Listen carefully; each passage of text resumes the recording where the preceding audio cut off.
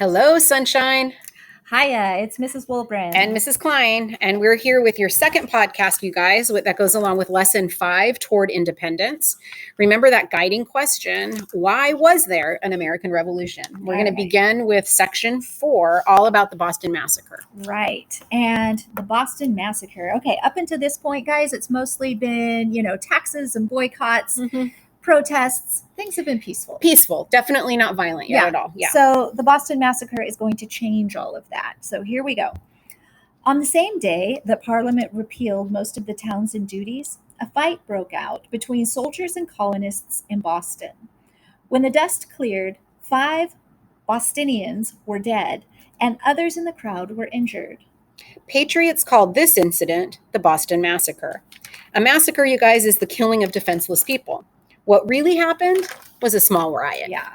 Now, on March 5th, 1770, a noisy mob began throwing rocks and ice balls at troops guarding the Boston Customs House. As the mob pressed forward, the troops, in a panic, opened fire. The bullets hit several people in the crowd, including Crispus Attucks, who was standing at the front of the crowd. Attucks was the first to die after being struck by 2 bullets, but more deaths would soon follow. The now enraged crowd went home only after receiving a promise that the troops would be tried for murder. All right, was it a massacre or was it self-defense? Samuel Adams saw this event as a perfect opportunity to whip up anti-British feeling against the colonists. Go ahead. Okay, one hero, a Boston lawyer named John Adams, who happens to be Sam Adams' cousin, he came out of this, it was a hero who came out of this sad event. Although John Adams was a patriot like his cousin, he also believed that every person, even the British soldiers, had the right to a fair trial. Yeah. Now, at the murder trial, John Adams argued that the troops had acted in self-defense. All right. Okay, we're going to move on to talking about next the Boston Tea Party. And I know you guys probably remember this from 5th grade. But despite the hopes of patriots like Sam Adams, the Boston Massacre did not spark large protests against British rule. However, things did not stay peaceful because in 1773, a new law called the Tea Act prompted more protests. All right, the Tea Act was Lord North's attempt to rescue the British East India Tea Company. The Tea Act lowered the cost of tea that was sold by the British East India Company in the colonies. And as a result, even taxed British tea became cheaper than smuggled Dutch tea. Yeah, but colonists weren't fooled. They saw the Tea Act as still another attempt to tax them without their consent. In addition, many merchants were alarmed by the East India Company's monopoly over the tea trade. When the British East India Company's tea ships sailed into American ports, angry protesters kept them from unloading their cargoes. And on December 16th, 1773, the Sons of Liberty decided to unload the tea, but not in the way the governor had in mind. That night, about 60 men dressed as Mohawk Indians boarded 3 ships. Yeah. The Sons of Liberty dumped about 90,000 pounds of tea That's a lot of tea. into the sea that night. News of the Boston Tea Party excited patriots throughout the colonies. All right. The news of the Boston Tea Party stunned Lord North, who believed that he had helped the colonists by sending them cheap tea. Yeah. For North, the colonists' actions had gone too far. Yeah.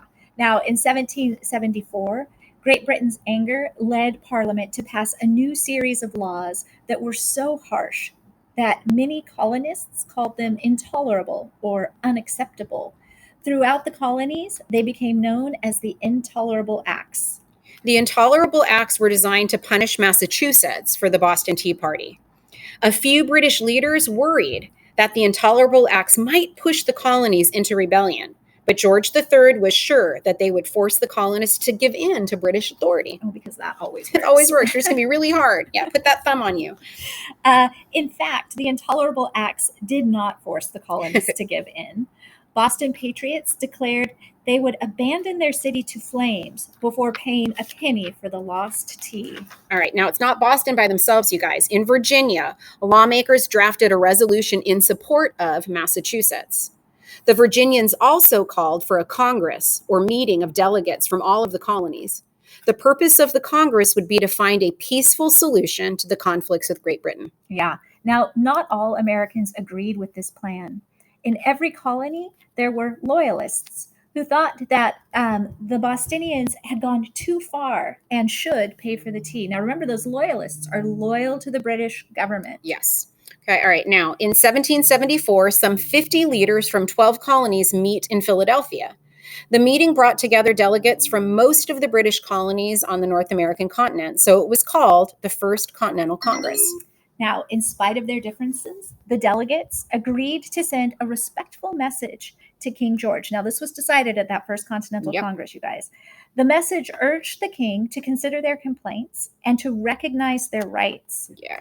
The delegates also called for a new boycott of British goods until Parliament repealed the Intolerable Acts. Yeah, again, remember, you guys, everybody who's living here in the colonies was a British citizen. And so they were entitled to certain rights, and they felt their rights were being violated. All right, patriots in towns and cities throughout the colonies also organized boycotts against British goods, and they also formed local militias in case the boycott didn't work. So they were going to be prepared. Yeah. So next we're going to be talking about Lexington and Concord.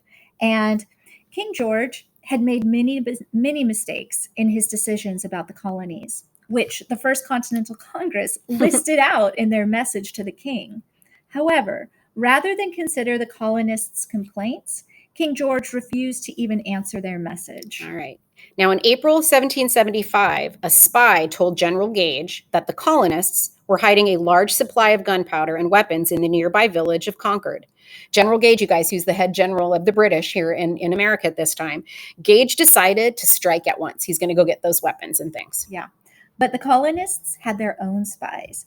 And when Gage's troops slipped out of Boston on April 18th, 1775, patriots were watching their every move. Soon, Paul Revere and others were galloping through the countryside, warning colonists that the British soldiers were coming. All right, led by Captain John Parker, a small band of Minutemen gathered nervously in the chilly night air. Those militiamen are ready to go. Yeah. As the Minutemen faced the British troops, a shot rang out. From where, no one knew for certain. Without orders, the soldiers rushed forward, shooting wildly, and a few Minutemen managed to return fire. When the firing stopped, 8 colonists lay dead or dying. The British troops gave 3 cheers for victory and continued their march on to Concord. Yeah.